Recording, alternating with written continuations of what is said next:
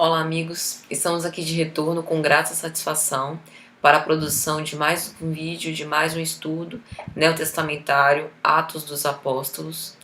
Dessa vez nós pretendemos concluir o capítulo 2 de Atos, falando sobre primeiras conversões e a primeira comunidade cristã. No capítulo anterior, no vídeo anterior, nós falamos sobre o discurso de Pedro, em que ele, como chefe do apostolado, se coloca e diz que Jesus é o Messias e que a partir daquele momento eles irão iniciar as suas preleções. Então vamos começar. Ouvindo isto, eles sentiram o coração traspassado e perguntaram a Pedro e aos demais apóstolos: Irmãos, que devemos fazer?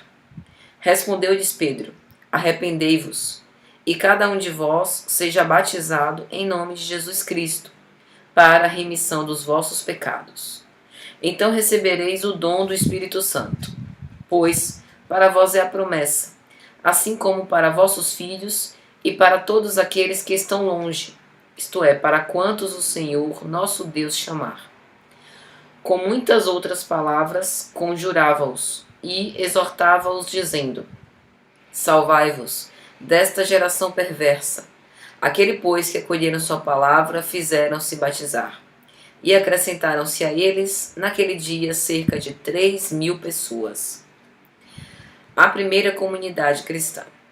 Eles mostravam-se assíduos aos ensinamentos dos apóstolos e à comunhão fraterna, à fração do pão e às orações. Apossava-se de todos o temor, pois numerosos eram os prodígios e sinais que se realizavam por meio dos apóstolos. Todos os que tinham abraçado a fé reuniam-se e punham tudo em comum. Vendiam suas propriedades e bens e dividiam-nos entre todos, segundo as necessidades de cada um. Dia após dia, unânimes, mostravam-se assíduos no templo e partiam o pão pelas casas, tomando o alimento com alegria e simplicidade de coração. Louvavam a Deus e gozavam da simpatia de todo o povo. E o Senhor acrescentava cada dia ao seu número os que seriam salvos.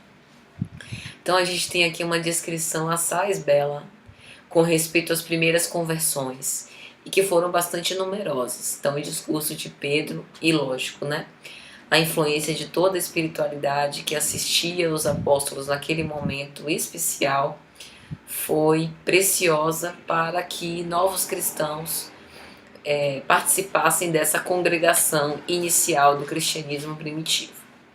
Observe que aqui os desafios eram muitos. De forma geral, Jerusalém acreditava que após a crucificação do Messias, e que a olhos materiais o Messias não tinha voltado, né, não tinha sido salvo da própria crucificação, quem era incrédulo acreditava que aquilo dali era uma farsa, o Cristo foi um impostor que não conseguiu salvar nem a si mesmo, que dirá os seus apóstolos. Então a expectativa geral dos incrédulos era que o cristianismo tinha morrido junto com Cristo. Acontece que para os próprios cristãos, Jesus havia matado a morte. Então no momento em que Jesus ascende, passa 40 dias com os seus apóstolos, dizendo que eles podem ficar tranquilos que a assistência do mundo espiritual iria continuar para encorajá-los às preleções doutrinárias, né, as excursões de propaganda do cristianismo. Então, para os apóstolos, eles estavam mais entusiasmados do que nunca. E isso contagiava as pessoas que se cercavam deles, tanto que eles queriam participar do batismo. Parêntese, né? A Bíblia de Jerusalém, ela coloca uma consideração a respeito deste batismo, que é o seguinte: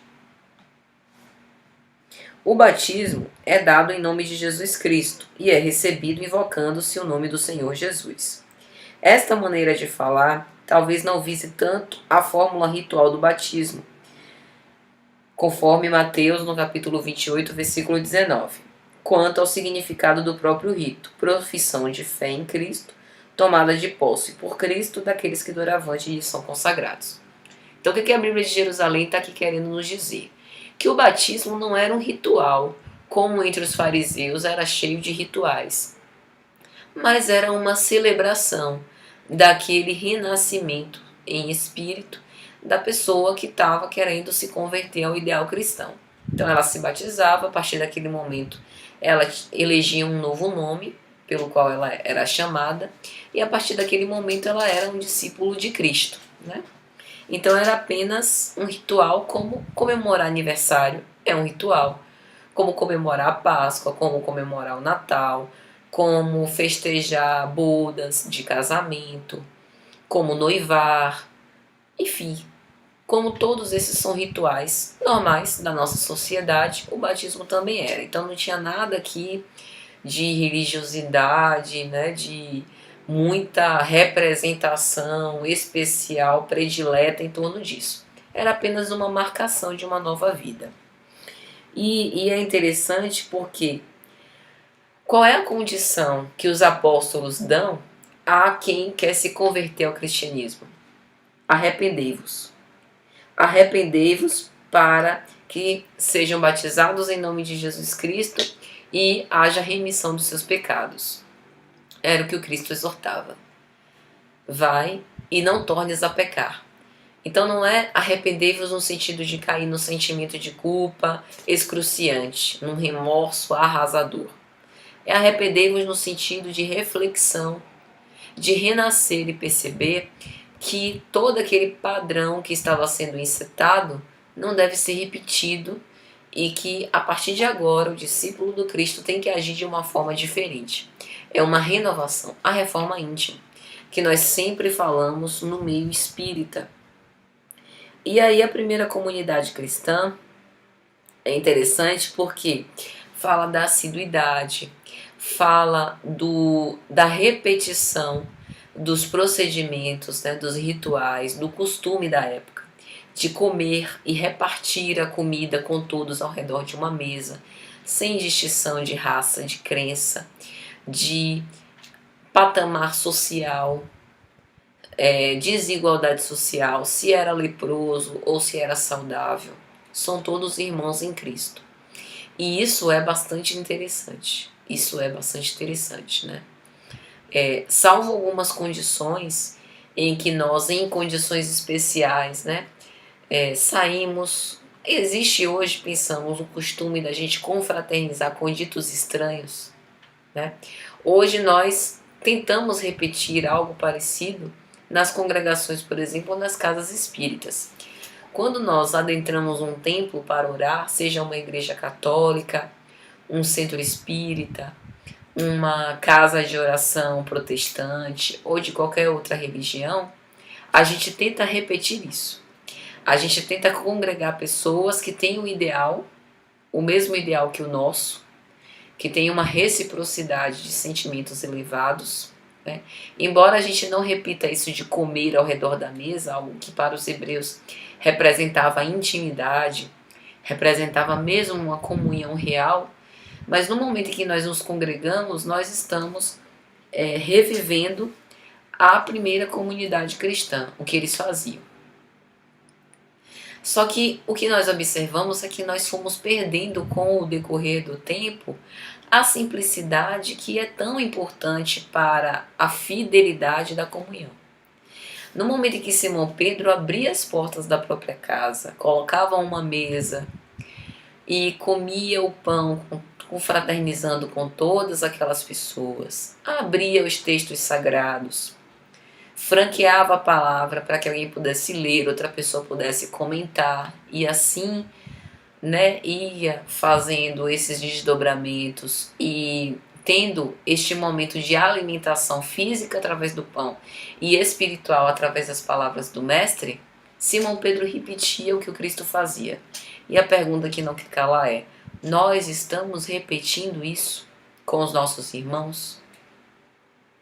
É uma prática extremamente salutar e que nós de fato deveríamos fazer, né? Deveríamos fazer com mais frequência para poder nos congregar. Fica aí uma reflexão. Talvez o nosso evangelho, no momento, por exemplo, que nós abrimos as portas da nossa casa para que pessoas externas possam participar, né? É uma oportunidade da gente reviver isso do cristianismo primitivo. né? Franqueando palavras entre os nossos convidados para que cada um possa expor os seus sentimentos, as reflexões que tem com respeito àquelas palavras, é reviver o cristianismo dos primeiros tempos, né? E isso é extremamente importante. Mais que importante, isso é fundamental. Isso é louvar a Deus, é adorar a Deus. É a gente se reunir por um ideal maior, elevar os nossos pensamentos ao alto, né? Orar junto. E Simão Pedro, ele sempre foi a grande âncora dos cristãos, né? Nós vamos estudar, tanto em Atos dos Apóstolos, como em Paulo e Estevão, diversas ocasiões em que Simão precisou fazer uso da humildade para poder não fazer ruir a igreja nascente. Essa igreja nascente que foi a responsável hoje por nós termos à nossa disposição contato com os ensinamentos de Jesus.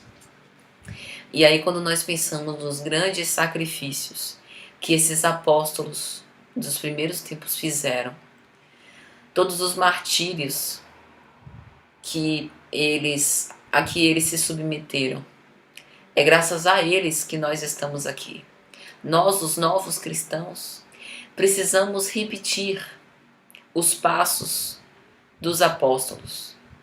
Precisamos caminhar nos passos de Jesus, né? Para que nós tenhamos essa chama acesa, essa centelha divina, fulgurante, para que essa chama não se apague dentro de cada um de nós. A ascensão, ela é individual. O esforço de purificação é uma experiência individual. E quando Jesus meditava e orava no horto, era isso que ele queria nos dizer, essa mensagem. Que nós não aguardemos compreensão, compreendamos primeiro. Né? Não aguardemos compreensão dos nossos.